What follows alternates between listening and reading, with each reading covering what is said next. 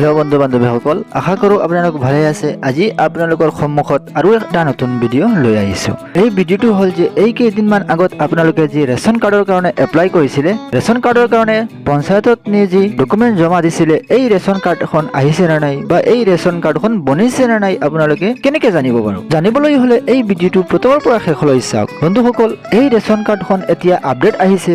আপোনালোকে যদি অনলাইনৰ মাধ্যমত আপডেট দিয়ে তেতিয়াহ'লে এই ৰেচন কাৰ্ড আপোনালোকে অনলাইনৰ পৰা আপোনালোকে ডাউনলোড কৰিব পাৰিব। বন্ধুসকল, আপোনালোকে এই ৰেচন কাৰ্ডখন এতিয়া আপডেট দিয়ক আৰু নিজৰ নামৰ ৰেচন কাৰ্ডখন মোবাইলৰ পৰা আপোনালোকে ডাউনলোড কৰক। কেনেকৈ ডাউনলোড কৰিব আৰু কেনেকৈ আপডেট দিব গোটেইখিনি প্ৰচেছ মই এই ভিডিঅ'ৰ জৰিয়তে আপোনালোকক দেখুৱাই যাম।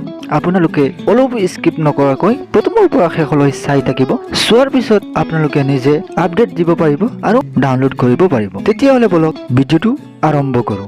বন্ধুসকল, আৰম্ভ কৰাৰ আগত এটাই ৰিকুৱেষ্ট, যদি মোৰ এই চেনেলত নতুন হোৱা তেনেহ'লে ছাবস্ক্ৰাইব কৰি কাষত থকা বেল আইকনটো বজাই ৰাখিব, যাতে মই তেনেকুৱা মূল্যৱান ভিডিঅ' আপলোড কৰাৰ লগে লগে আপোনালোকৰ মোবাইলত নটিফিকেশ্যন যায়। তেতিয়াহ'লে বলক পলম নকৰি ভিডিঅ'টো আৰম্ভ কৰোঁ। আপোনালোকে প্ৰথমতে এই ৱেবছাইটলৈ আহি যাব। এই ৱেবছাইটটো মই মোৰ ডিছক্ৰিপশ্যনত দি থ'ম, তাত মাৰিলে ডাইৰেক্ট ইয়ালৈ আহি যাব। অহাৰ পিছত আপোনালোকে দেখিবলৈ পাব নেশ্যনেল ফুড ছিকিউৰিটি পৰ্টেল। আপোনালোকে দেখিছে department of food and public distribution. আপোনালোকে ওপৰত দেখিবলৈ পাব চাইনিং আৰু ৰেজিষ্টাৰ। আপোনালোকে যদি ৰেজিষ্টাৰ কৰা থাকে তেতিয়াহ'লে আপোনালোকে কৰিব পাৰিব, যদি ৰেজিষ্টাৰ কৰা নাই তেতিয়াহ'লে ইয়াত কৰিব পাৰিব। আপোনালোকে কি কৰিব, পাব্লিক লগ ইন দেখিবলৈ পাইছে, আপোনালোকে পাব্লিক লগ ইনত আপোনালোকে মাৰি ল'ব। পাব্লিক লগ ইনত মৰাৰ পিছত অকণমান লোডিং হ'ব। আপোনালোকে দেখিছে তলফালে আহিব। তলফালে অহাৰ পিছত ইয়াত দেখিব আধাৰ নম্বৰ। আপোনালোকৰ যদি ইয়াত ৰেজিষ্টাৰ কৰা থাকে তেতিয়াহ'লে আধাৰ নম্বৰটো দি আৰু এই কেপচাৰটো দি জেনেৰেট অ'টিপিত মাৰি ল'ব। জেনেৰেট অ'টিপিত মৰাৰ পিছত আপোনাৰ মোবাইলত এটা অ'টিপি আহিব। এই অ'টিপিটো বহুৱাই আপোনালোকে লগ ইন হ'ব পাৰিব। আৰু যদি লগ ইন ইয়াত নাই তেতিয়াহ'লে তলফালে আহিব। তলফালে অহাৰ পিছত আপোনালোকৰ যদি লগ ইন আই ডি থাকে তেতিয়াহ'লে ইয়াত লগ ইন আই ডিটো দিব আৰু পাছৱৰ্ডটো দিব।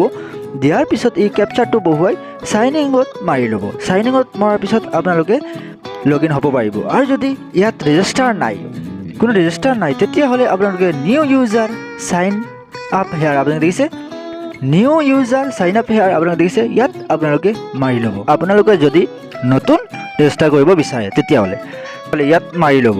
ইয়াত মৰাৰ পিছত আপোনাৰ সন্মুখত আৰু এখন পেজ ওলাব।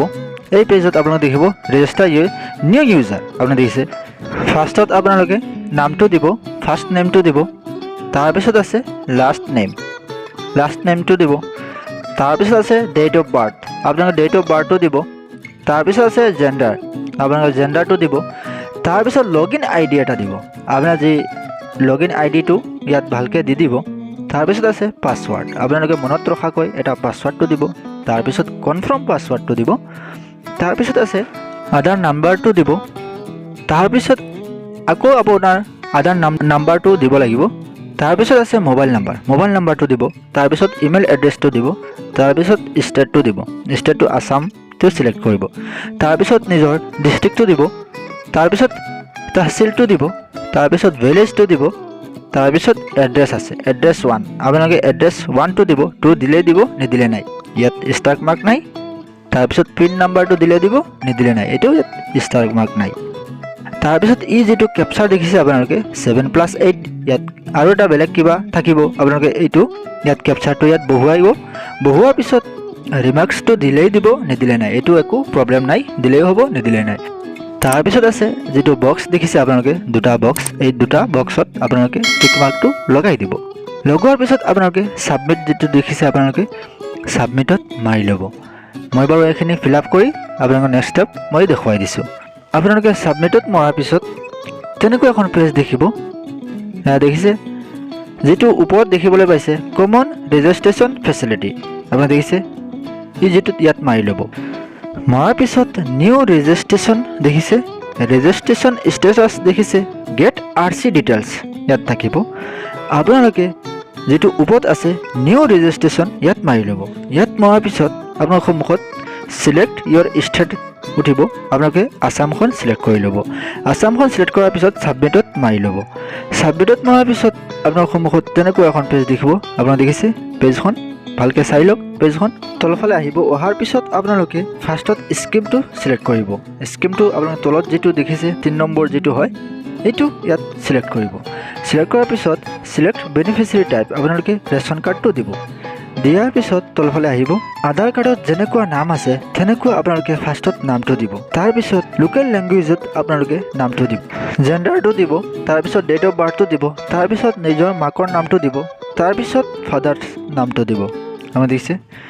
তাৰপিছত আছে মেৰিড নে আনমেৰিড, আপোনালোকে মেৰিডটো দিব নহ'লে আনমেৰিডটো দিব, আপোনাৰ যি হয় সেইটো ইয়াত দিব। দিয়াৰ পিছত আপোনালোকে নেশ্যনেলিটিটো দিব, তাৰপিছত মোবাইল নাম্বাৰটো দিব, তাৰপিছত ইমেইল এড্ৰেছটো দিলেই দিব, নিদিলে নাই।